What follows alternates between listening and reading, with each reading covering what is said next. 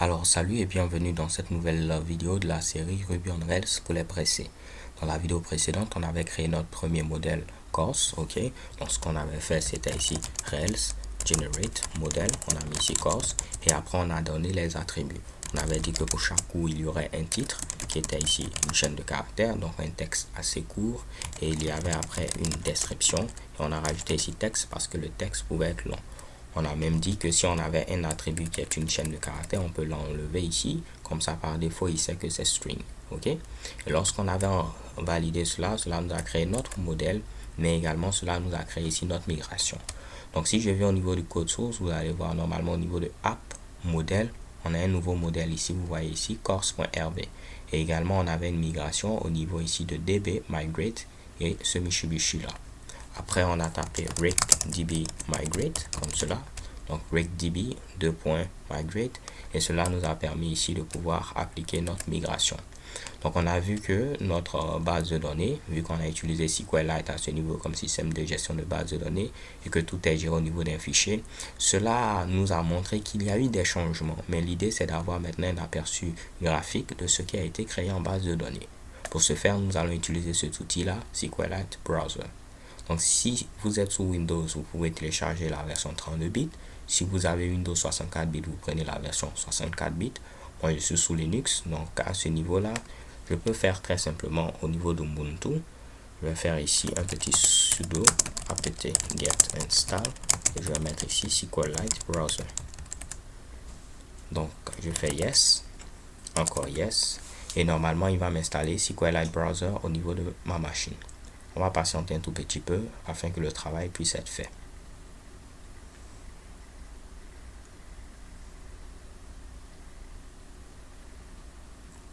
Échec-ément, SQLite Browser a été installé. Je peux venir ici, chercher SQLite Browser et vous voyez, il est bel et bien présent. Ok, donc on va tenter d'ouvrir notre fichier. Normalement, je dois venir au niveau du dossier code, ensuite au niveau du dossier tuto apps, au niveau du dossier online courses.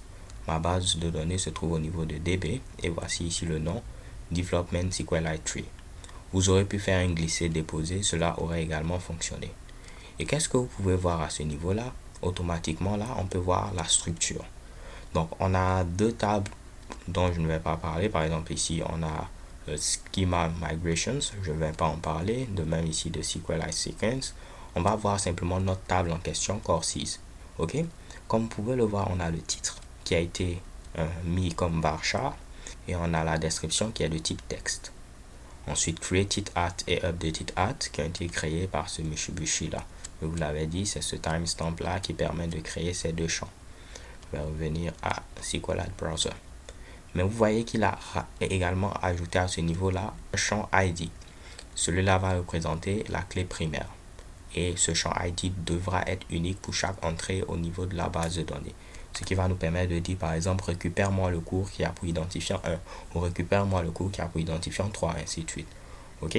Pourquoi pas, si on a le temps, on va également rajouter un slug, ce qui va nous permettre d'avoir quelque chose de beaucoup plus nice au niveau de l'URL. Ne vous inquiétez pas, on va en reparler en temps voulu. Mais l'idée, c'était de vous montrer que vous avez la possibilité, au travers par exemple de cet outil-là, si vous utilisez SQLite Browser, de pouvoir avoir ici un aperçu de votre base de données. Ce qui est intéressant à ce niveau, c'est quoi? Ici, c'est du code Ruby, mais vous voyez que Ruby on Rails lui-même s'est chargé de traduire cela en SQL afin de créer notre table. Ok?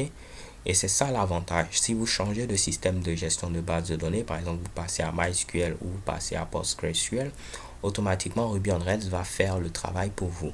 Vous allez garder ce code Ruby là, mais lui va se charger, lorsque vous faites rectdb migrate, de créer vos différentes tables, ok, tout en se basant sur le système de gestion de base de données qui est utilisé. Alors les gars, avant de terminer cette vidéo, pourquoi pas on va créer nous-mêmes notre propre migration, ce qui va nous permettre de voir un peu comment créer une migration. Là, on avait créé un modèle qui nous a par la suite créé une migration, mais voyons voir comment créer notre propre migration. Donc ce que je vais faire, c'est venir ici, ensuite au niveau du dossier code, dossier tuto apps et notre dossier online courses app. Pour créer une migration, c'est comme ce qu'on a vu, c'est Rails generate, cette fois-ci migration, ok.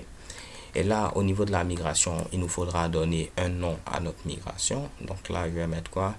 Donc là, je vais mettre par exemple ici add slug to course.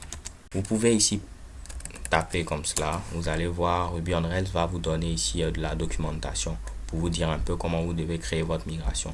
Je prends un exemple simple. Si je tente de remonter un peu, on va voir un exemple à ce niveau-là. Vous voyez ici, Rails Generate Migration. On donne ici un titre à notre migration et après on donne les différents champs. Donc là, par exemple, vous voyez Add Title Body to Post. Et on a mis ici Title String, Body String et on a rajouté ici Publish Boolean. En grosso modo, c'est quoi? Ruby on Rails encore avec son histoire de Convention over Configuration. Donc là, si je mets ici Add Slug to Course, rien qu'en mettant ici un titre adéquat, Ruby on Rails lui-même va se charger de deviner ce que vous souhaitez faire. Maintenant là, je vais mettre ici slug. Je vais dire que le slug c'est une chaîne de caractères. Donc je peux mettre string ou ne rien mettre. Cette fois-ci, je vais le mettre juste pour vous montrer que cela fonctionne. Donc si je valide, vous voyez qu'il nous a créé une nouvelle migration. Et si je viens à ce niveau-là, au niveau de DB, Migrate, on a notre migration. Et automatiquement, il a mis quoi ici? Il a mis, on souhaite ajouter une colonne, donc ajouter un champ slug de type string au niveau ici de la table courses. Ok, donc c'est assez fun, c'est assez amusant. J'avoue que bon, là ça fait beaucoup de choses à la fois, mais l'idée c'est juste de vous montrer que les migrations vont vous permettre de pouvoir au fur et à mesure ajouter ou enlever des Mitsubishi au niveau de votre base de données. Ok, ce que j'aurais fait en pratique, vu que là on est encore à l'étape de développement, si j'avais oublié de rajouter le slug, j'allais rajouter directement ici le slug. Ok, pour ne pas compliquer les choses, là on a tout simplement créé une nouvelle migration.